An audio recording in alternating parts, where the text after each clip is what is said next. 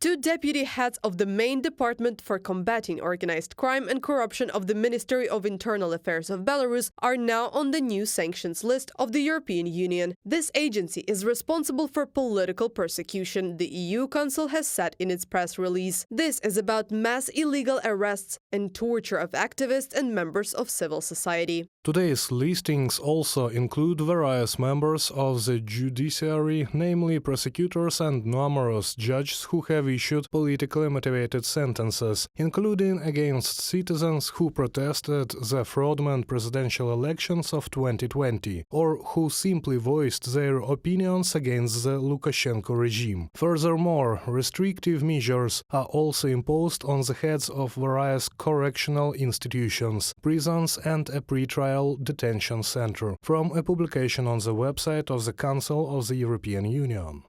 Lukashenko's longtime supporters were also on the list. For example, Irina Akulovich, general director of the largest state news agency Belta, propagandist Nikita Rachilovsky, and former head of Lukashenko's press service Dmitry Zhuk.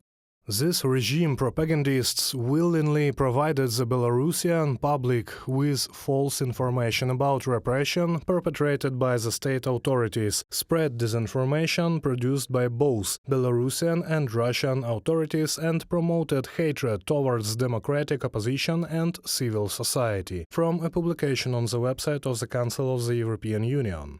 The restrictions, among other things, provide for the freezing of assets. In addition, individuals from the sanctions list will not be able to travel to the EU countries or even transit through this territory. Now, the EU restrictive measures apply to 261 individuals and 37 legal entities from Belarus. One of Brussels' most important tasks is to stop Minsk's attempts to help Moscow circumvent the sanctions.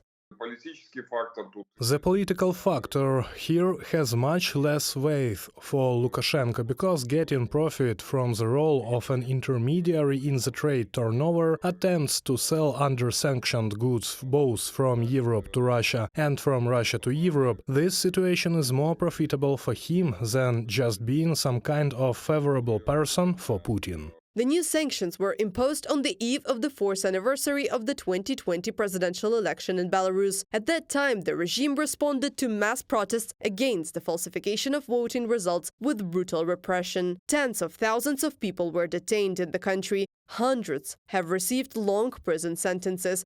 For exactly 30 years, a pro-Russian dictator froze our country in time, destroying our parliament and our institutions. He imprisoned and killed dissenters, stealing our children's future. Nevertheless, despite decades of repression, we are still fighting for a free, democratic Europe in Belarus. Svetlana Tikhanovskaya, leader of the United Belarusian Opposition, on social network X.